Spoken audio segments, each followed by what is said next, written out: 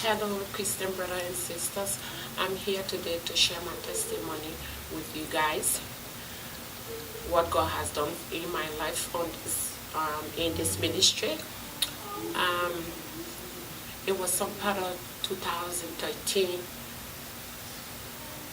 I went back home at LIB, and then when I came back, I noticed like I was not, seeing my period, my menstruation, and it happened for like 6 months.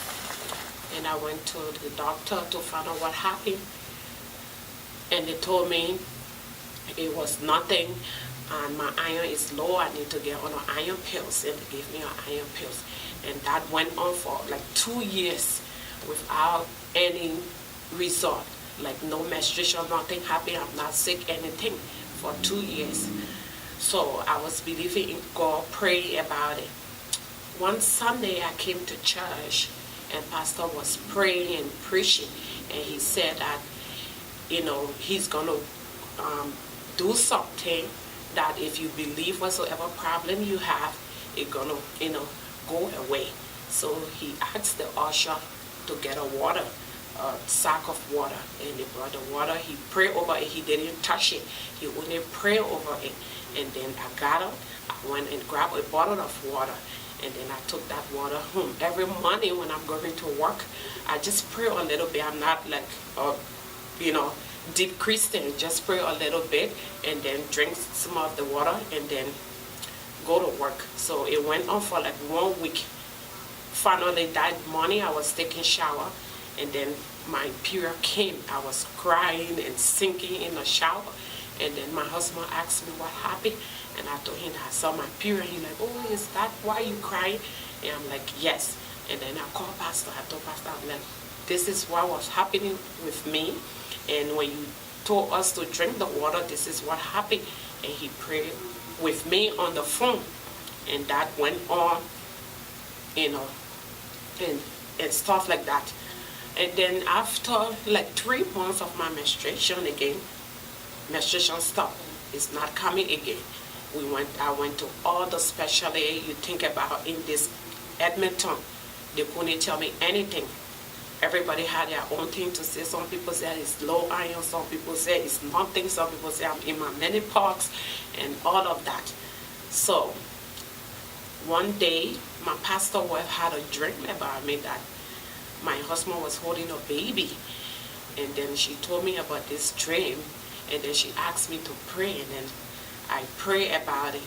So when she told the pastor about it, the pastor called me, and he gave me some instruction, and then I came to his office, and he prayed, and he asked me to do what he asked me to do.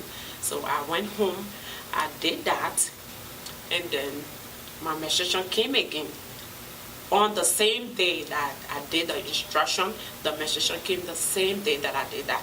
And then after that, I started feeling, sick a little bit, but it was not something like pregnancy or something. So I decided to go to the medicine center and see what was wrong. And then I did that. The next day, they called me that my result was in. I was very reluctant to go get that result.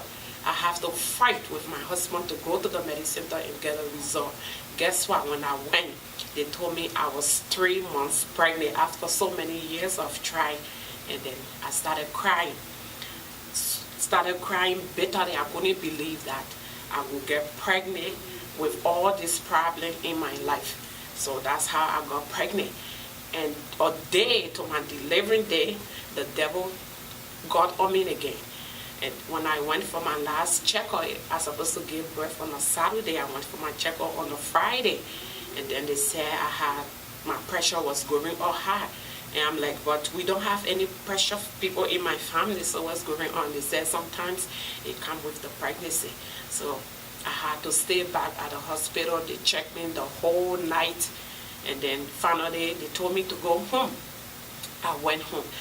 In the middle of the night, around 2 something, I woke up to go use the bathroom. I was bleeding so heavily, it couldn't even start, uncontrolled bleeding. That's what was happening. So my husband rushed me to the hospital. When I went, They said it was the pressure, and then they checked me and they a whole lot of checkup. At the end of it, they said they have to do emergency C-section because there's something wrong with the baby. So they have to do emergency C-section. And that moment I was crying because C-section, no, that's the number one thing I don't like to do. So I was crying. I couldn't, they told me that I don't have a choice. I need to go. And they took me for that C-section. I know I was in the room. I was so alive looking at them. After the baby came, they took out the baby. I saw the baby. That's the only thing I could remember. After 3 days later, I woke up. I saw myself in the intensive care, the ICU. And then my husband was explaining to me that when they took out the baby, I went in cardiac arrest. So they had to do everything to save the baby, to save me. So that's why I was in the intensive care. I was there. I couldn't talk, but I could see people. I could hear. After that, after a few hours, the doctor came and said to my husband that if I don't stop bleeding the way I'm bleeding, they're going to take me to the emergency room again and do another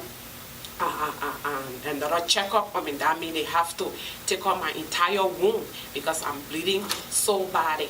So I was listening to that, but I couldn't talk. I couldn't say anything. And then my husband called the pastor. And they, after I don't know what they talked, and he said, the pastor said, it's going to be okay.